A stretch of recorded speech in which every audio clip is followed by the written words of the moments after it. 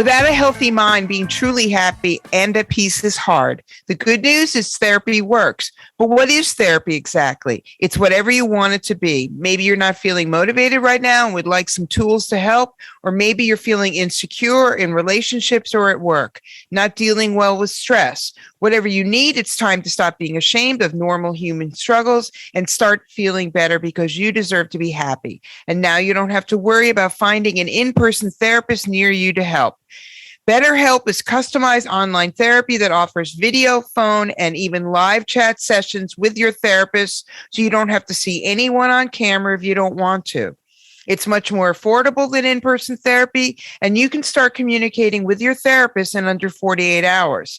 Join the millions of people who are seeing what online therapy is really about. It's always a good time to invest in yourself, because you are your greatest asset. And special offer to ImmaLetYouFinish listeners, you can get 10% off your first month of professional therapy at betterhelp.com/ImmaLetYou. That's betterhelp.com/ImmaLetYou. Thanks again to BetterHelp for sponsoring this podcast. What's up, everybody? It's ImmaLetYouFinish. It's show number 87 with your host, Court and Amy. What's going on, Ames? Not much. Honestly. Daylight savings time. Yeah, we like the that. Worst. Yeah. Well, it doesn't really bother me that much, but this year it did get a little weird. Well, waking up and it's pitch black out. Yeah, but you know what? I enjoy that more than I enjoy it being pitch black at 4:30. Oh yeah, for sure. That drives me insane. As far as I'm concerned, if you're going to be someplace where it's pitch black at 4:30, you better have socialized medicine to go along with it. I mean, something. Yeah. All right. Well,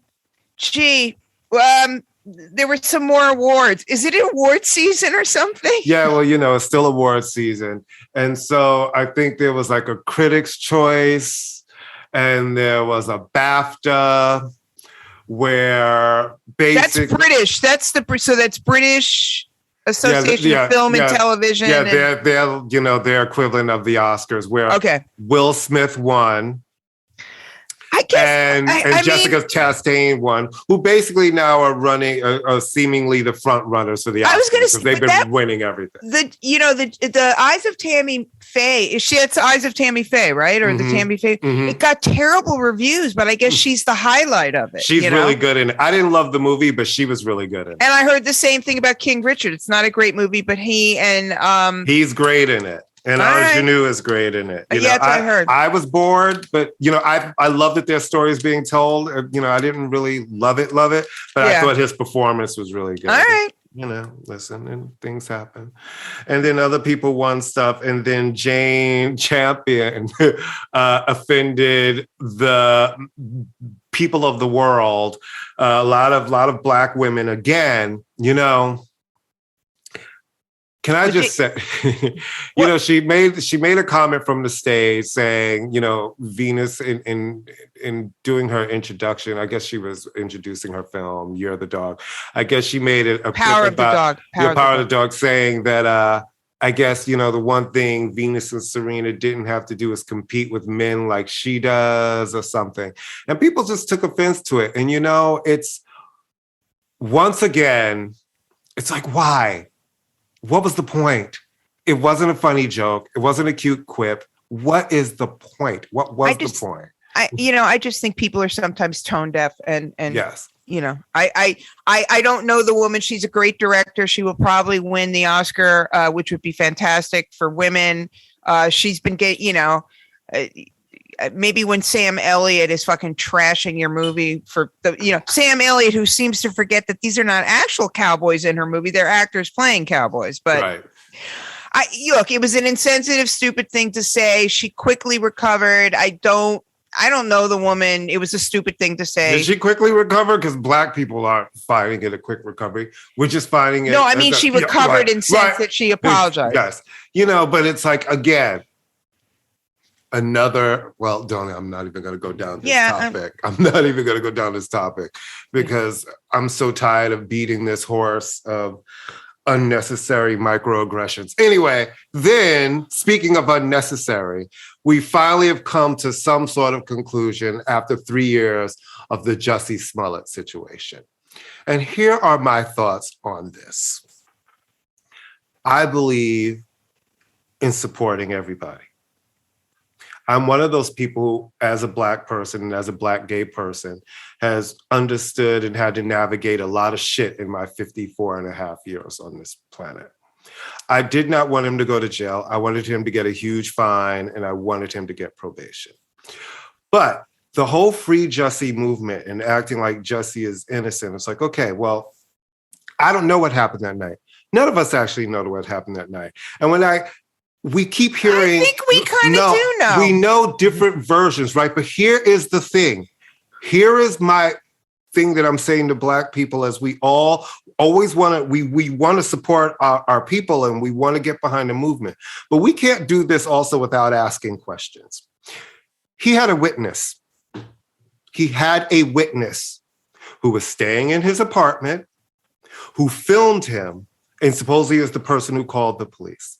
I know that witness. I've worked with that witness. Why wasn't he the first person on the stand for your defense? They put him on the defense witness list. And I actually believe he was put on that list so that the prosecution would not subpoena him. And so he was now a defense witness. But the fact that he was not your first witness, you had a bunch of character witnesses in yourself, and then you have the two brothers who, to me, weren't all the way credible, but they were more credible than you. You had a witness. So before I can just jump on and be like, yes, you are innocent, like you keep screaming and your family is screaming, I need somebody to explain why your witness is not the person when your life is depending on it and you are facing felony federal charges, would not be the person to say, I was there, he came in, he looked like this, he said this happened. I was there.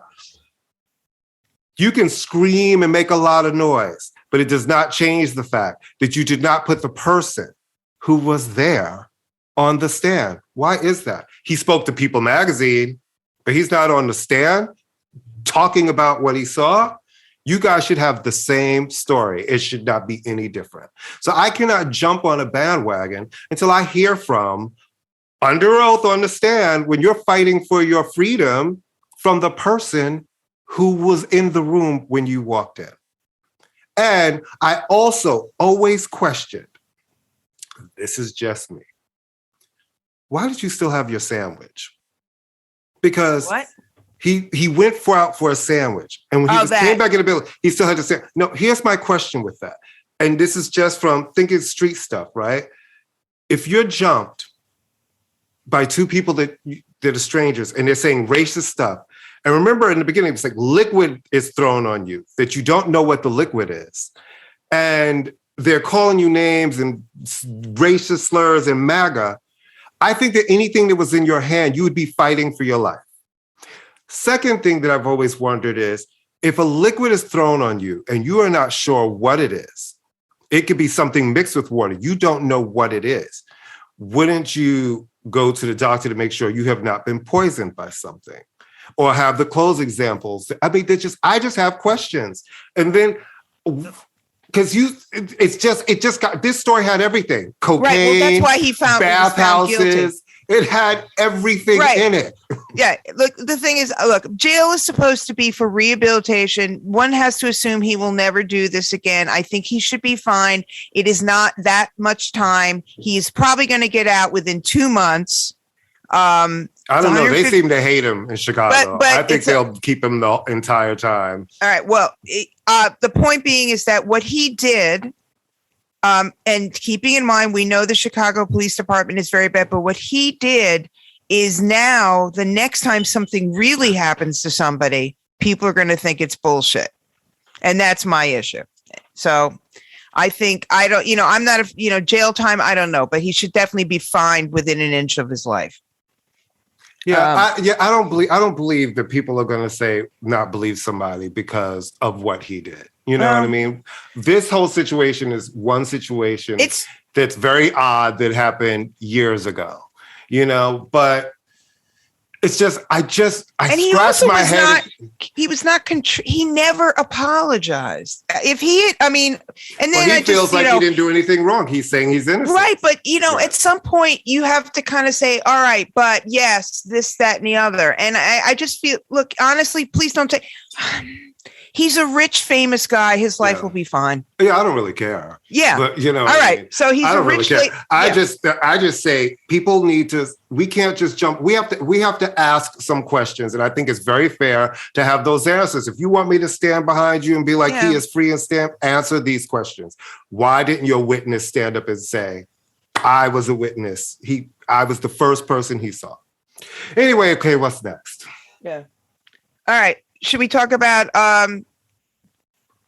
more worthy people, Dolly and Dionne, or you want to talk about Akon for a second? You want to talk about Akon quickly? Oh, God. Akon is involved in something shady. Next. Okay. Again, Merry Christmas. Allegedly. Allegedly. Wait, hold on. Stop the presses. Akon may be involved in something shady. Allegedly. No, it's not 2003. It's another year. Yeah. And for you young kids who say, who's Akon? Allegedly. He's on, I can't, it's so funny. I can't even name one of his songs right now. Yes, you can. Locked Up. Oh, yeah. No, and he's also getting that Lady Gaga money to this Well, is he day. still, is he still getting Lady? I don't think he's still getting Lady Gaga. Is he not? Yeah, I don't know. Maybe some for Just Dance royalty. Yeah. Because he's on that. But I don't well, anyway, we'll get back to this when it works out. But so far, shocking news, Akon is involved in something shady. Next thing you're going to tell me that Wyclef is involved in something shady. Allegedly. All I'm running for president of an island and never. All right, let's talk about the real. Okay. Thing.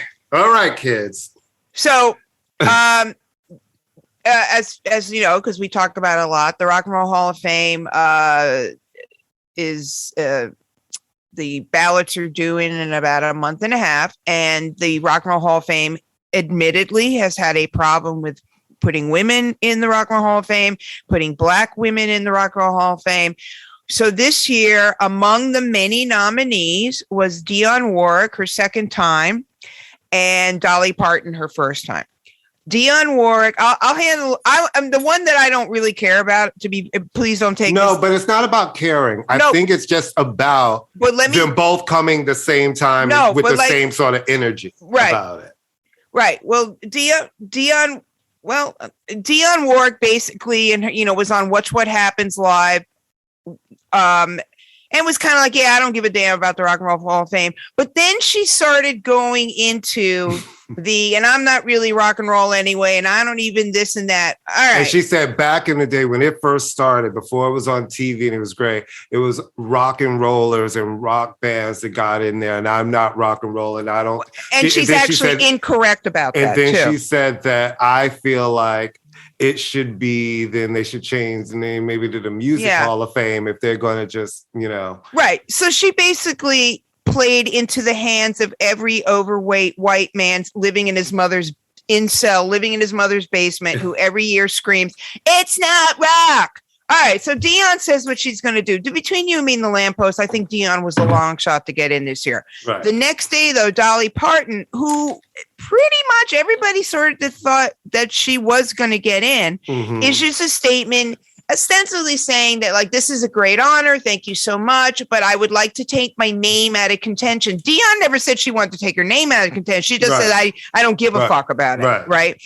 Dolly said, I don't want to be taken into contention. This is a great honor. Thank you so much. I don't think, I'm really not. Maybe when I make a rock album, you can think about it because my husband Dean loves rock, but I'm country and da-da-da-da. So what?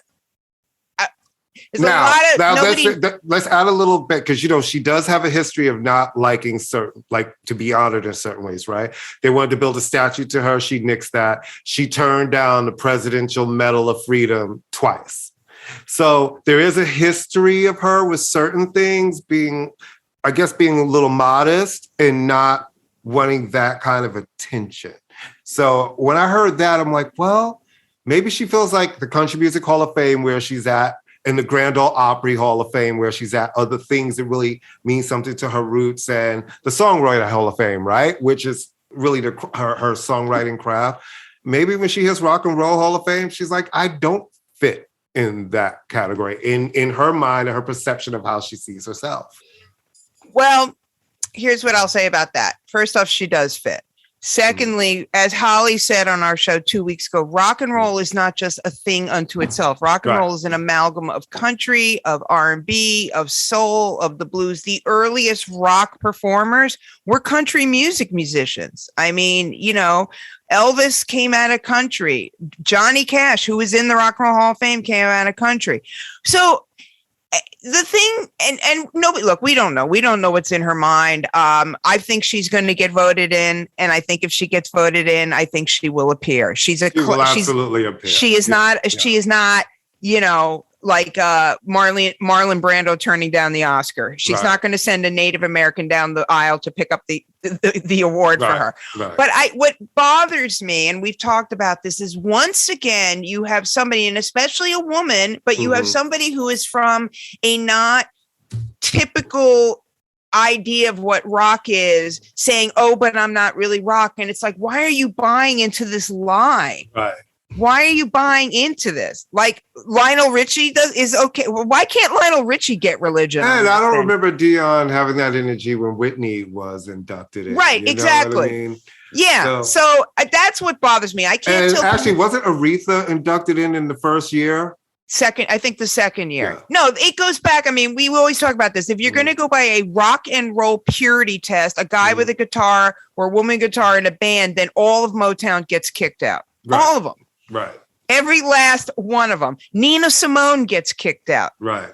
You know, Joan Baez I mean, the list goes on and on and on. So we obviously have figured out that rock and roll, look, when they started it, they called it the Rock and Roll Hall of Fame because it sounds cool. All right. They never meant for it to just be rock and roll. Because rock and roll is a million different things. So it just hurt. It's just not hurtful, but it's just depressing because then it just feeds into that. The narrative that's been there for a very long time. Yeah. And people are screaming about needing more women in the rock and roll. Right. And this is the thing is that this is something that the Rock Hall has been really trying to do is to open the umbrella a little bit and to make up for past sort of mistakes. So it's like, why of all people, why did you have to? But we'll see what happens. I think she's going to get in. Well, because the conversation is now starting with people saying, if not you, who? You know what I mean? Right.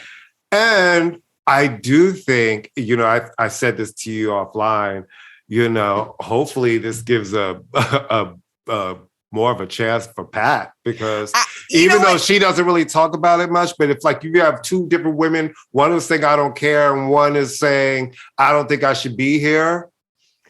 Can I tell you honestly, though, I don't. All right, this is me. I don't think anybody's going, Pat or Dolly. No, I don't. But I think that when you have certain people who could give a shit about any of them, also might say, but we do need a woman on here. Yeah. Maybe they'll go for the one who just hasn't said anything at all. Yeah. Well, and from what I understand, I read somewhere, I'm not 100% on this, but near Gerardo it would be the Pat Benatar band is being inducted. Yes. So he is the Pat Benatar. Yes, it's her and him. It's both. So this whole myth that the reason she didn't want to get is because he's not getting in. No, it was Pat and Neil the first time, and it's Pat and Neil this time. Right. Absolutely. It just doesn't say that. Because he's been there because people just keep saying her name because she was. Well, he's the band. I mean, he's the band. Absolutely. Mm-hmm. Yeah. It would be like the Eurythmics, but we're not going to put Dave Stewart in because he didn't sing. You know, right? All right. What do you want to talk about? We're looking at the rundown here. You want to talk about Tom Brady? He just won't go away. He won't. And my mother loves him so much. Why? She loves him. Ew. She calls him Tom Terrific. And my mother is not from Boston, nowhere near Boston, North Carolina and New York. Right. But she could give a fuck about the Jets and the Giants. She's like, they suck. Well, she is right there. I mean, she is right there, but still, it's like, how about at least be a Panthers fan? She can give a fuck about that. She loves Tom Brady and she loves Steph Curry. Steph's her guy.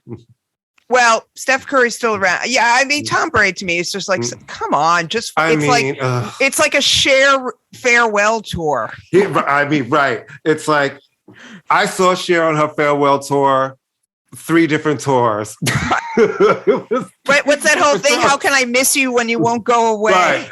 I saw that. I saw Barbara Streisand on her. This is the only time I'm touring, that one tour. And that was like 14 tours Hasn't ago. the Elton John farewell tour been going on for 10 years? It's been 63 years. And then it got cut off because of COVID. And now he's back out on the road. Yeah, it's back. The best part of that is the video of him at the end. He leaves like on a walker. He's on this walker that just goes elevated up. And it just, I was like, what is happening? Yeah, don't do it, Elton. Like, don't do it, Elton. Don't. Yeah, well, I could care less about Tom Brady. And I was so happy when he was gone. And I don't know what that, I mean, clearly it's just some ego thing because he doesn't need the money. No, I just think he wasn't ready to retire and kind of felt like maybe I should. And then like everybody else, he got home with the wife and kids and he was like, oh, y'all don't leave to go to school. I'm going back to work. Really? I mean, Giselle seems only so interesting, to a point, I mean, it's, I have zero use for him. Mm-hmm. Like, I have a question. Yeah. Where's the fucking Adele residency? You, Adele. No, she said she is not going to announce date until it's signed, sealed, delivered. She's not saying a word until it's signed, sealed, delivered. So that's where it is. She's not going to do that twice. She said on national television, another person's country, but national television, she's not saying a word until everything, like literally the day before she turns the lights on. So she's not, how she is. She does a bunch of press and then she disappears. We're not going to see her until she resurfaces. Fall for that stuff if you want. With that, I'm going to do like you. Remember how you made your bet? And I swore that I was like, Miss Thing, the tickets have gone on sale. The Fugees are going to have. Oh yeah, no, that was the. And I should have bet you money because that would have been the easiest money I ever won. I was going to go to the suite and be there and be like, no. Ready or not. And that next was thing the easiest money. I could have like literally walked away with. Like, I mean, you would have won so much because you were like, that's not happening. Tour? No, that's not happening. Not in our lifetime, perhaps in another lifetime. All right, so we just wanted to mention, record shops. Courtney is a record aficionado and one of the most beloved record shops in the country. Is going out of business after 75 years, and not because they want to. Because the building was sold to, I guess, a corporation or something. Right. And they have no reverence for anything. Oh, this is the Ernest Tubb. We should mention it was founded. It's in Nashville. It was founded by country legend Ernest Tubb. I think I may have gone there because I was in Nashville and I used to be tasked with finding Christmas records for Bill Adler's Christmas Jolly. So anytime you go out of town, you had to find records for him. So I may have gone there. So that's sad because it's always sad when things, it's part of Americana. It's part of our culture, not just the record store, but just, Nashville and this part of Nashville and it's slowly dying for reasons, like you said, that are not their decision. I wanted to mention something really quick. I did not know this woman or I knew of her, but a very, very beloved singing coach, Barbara Mayer Gerstein, was attacked in the city. Yeah. And died. Oh, did she die? She did die today. Oh, man. And she was the vocal coach for Debbie Harry, our friend Tammy Faye Starlight, Taylor Mack, Joe's, pretty much any alternative cabaret act you saw at Joe's Pub. She was their vocal coach, the entire cast of Oklahoma, and everything I have read about. A lot of people I know knew her.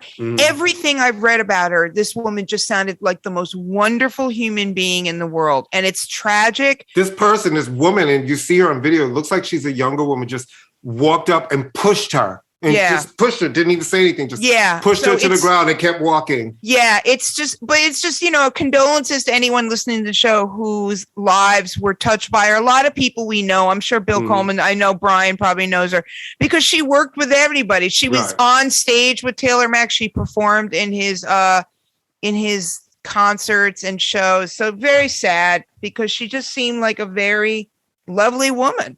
Right. A very lovely woman, and it's a terrible sort of thing. Do you should we talk about what we're listening to, what we're watching? Well, I have been, I miss a period of time when you had artists that had muses and would make these records for them. Like Luther Vandross, his favorite singer was Dionne Warwick. And he produced the album for her. How Many Times Can We Say Goodbye, right? And the album wasn't as big a hit as they hoped, but the single was a big, big hit for her. And he was a big fan of Aretha Franklin, and he produced the Jump to It album, which is considered her comeback on the charts and have it hit. And her next album, Get It Right. And he also did Cheryl Lynn's album. Then you have your pop guys, right? And we don't really see that same thing these days, like the Pet Shop Boys did for a period in the late 80s into the early 90s with Liza Minnelli and Dusty Springfield. And I have been, for some reason, this whole weekend, revisiting Liza's Results album. Listen, it's an acquired taste. It is definitely an album that a lot of gay men love of a certain age. It was released in 1989, and it actually was a success in the UK, which is where the focus really was, even though it did come out here in the US. Back then, Pet Shop Boys, they were huge everywhere, but really over there. And it's Liza's one really contemporary album. So it's dancey, disco-y, show tunes made into dance music tunes, and just, I don't know. I love the way she sings on it. I love the videos from it. I just love that period of Pet Shop Boys. So they really just put together a great set of songs. Like the singles were Losing My Mind, which is Sondheim from Follies. Don't Drop Bombs, which, Liza Minnelli doing a whole dance moment in a room singing about Don't Drop Bombs, Baby, No More Bombs. And then her remake of Yvonne Elliman's Love Pains. It's horrible and great at the same time. And Steve Silk Hurley did really fierce house mixes. I just love that. And then they had the moment with Dusty, after they did What Have I Done to Deserve This? They produced some songs for her, and then a bunch of songs for her comeback album, Reputation, which was her first charting album. That album came out in 1990 since 1979 in the UK. So it's just a period of time where Pet Shop Boys had such a Pet Shop Boys sound. And they took these two divas and really made fun records that, to me, in my particular weird odd taste, stand the test of time in my head. And sometimes when I'm just feeling super gay, I put those records on and just spin around in my house. Because I feel like I have a couple of friends who love the record like I love it, and they're all gay. Like I mentioned to other people, are like, I don't even know that record. I don't know what you're talking about. But like if you were gay at a certain period of time and went out to, and there were video screens, you saw those videos being played in places like Uncle Charlie's and the video bars in the village at that time. So I don't know if it's kind of bringing me back to a time because I kind of miss that energy of being out. But, just kind of, we have that Pet Shop Boys love that we have. And so I've been kind of stuck on that. And I've been listening to some of the new music coming out, but honestly, nothing is sticking with me. Nothing is like making me want to play it over and over and over again. So I just kind of dig into old shit. Well, speaking of, I want to talk about an album, and then I want to talk about, speaking of gay. Right. So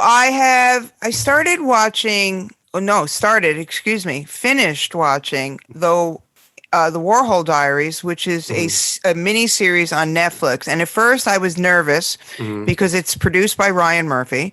So I was a little afraid that suddenly other people were going to be playing Warhol. Right. And it was going to turn into a dance. It was going to turn into a Ryan Murphy production and just get crazy.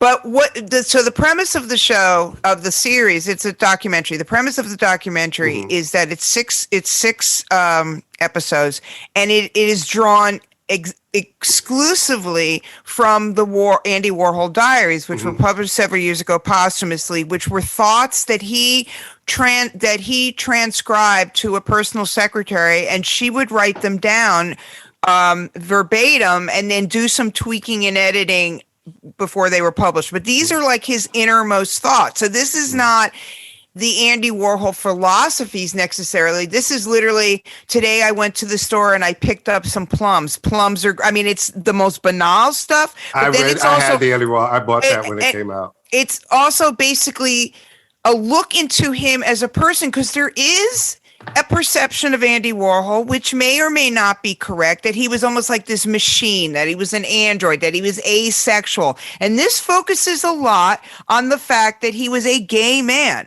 And it focuses on what it was to be a out, because he was out. He wasn't out with a capital O, but he wasn't pretending to be straight. And what it was like to be a queer man, and the queer sensibility in his work. And it looks at his work. It looks at the two great loves of his life. It looks at New York City during the AIDS crisis, which is devastating. And it starts basically after he was shot. Okay. It has a little preamble, and then it starts after he was shot and then goes up to his death.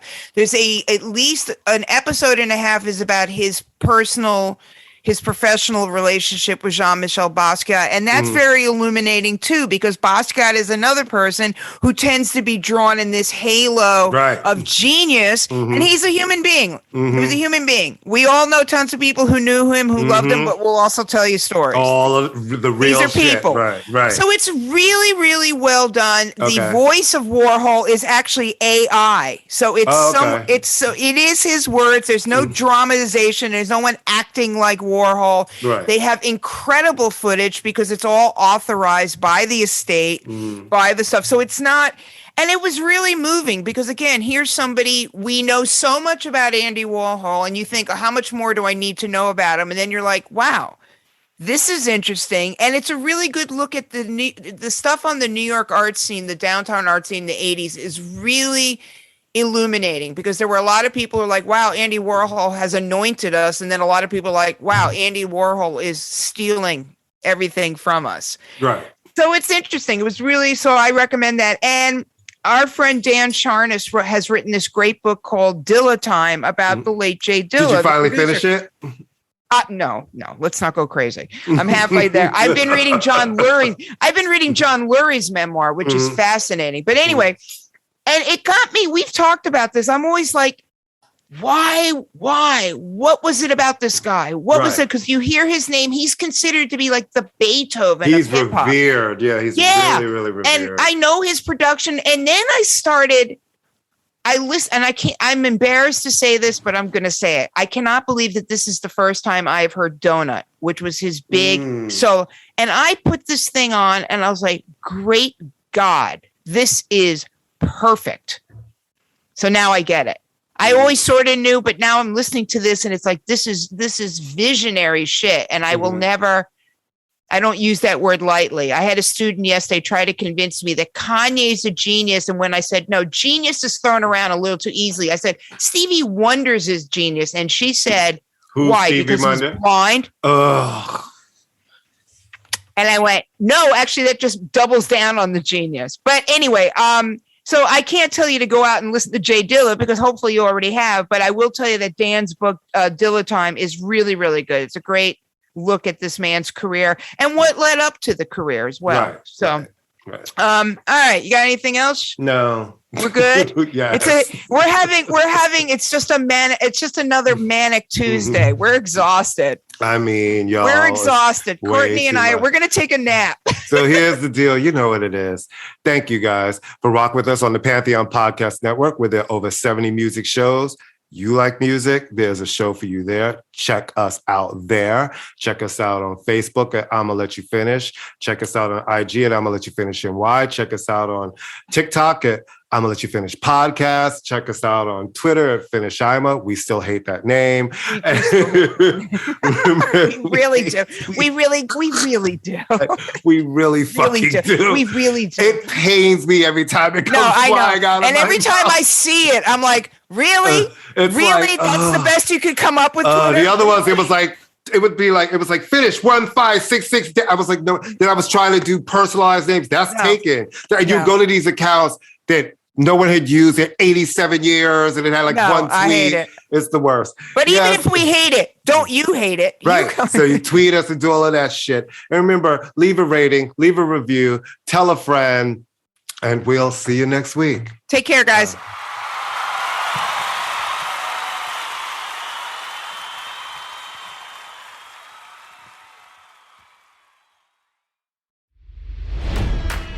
It's NFL draft season, and that means it's time to start thinking about fantasy football.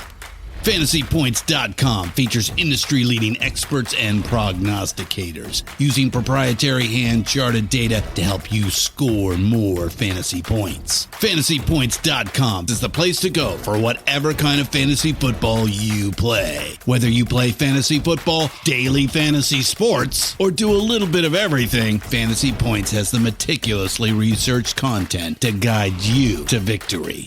And why wait for the fall? Fantasy Points also covers the new spring football league, the UFL. Join the guru, John Hansen, Scott Barrett, Joe Dolan, and other massive names in the fantasy football universe with an exclusive offer. Use code Pantheon for 15% off any Fantasy Points package, including the all-in package, with access to every article, tool, and data nugget that Fantasy Points has to offer. That's FantasyPoints.com and code Pantheon for 15% off at Fantasy Points. FantasyPoints.com, code Pantheon. Score more fantasy points.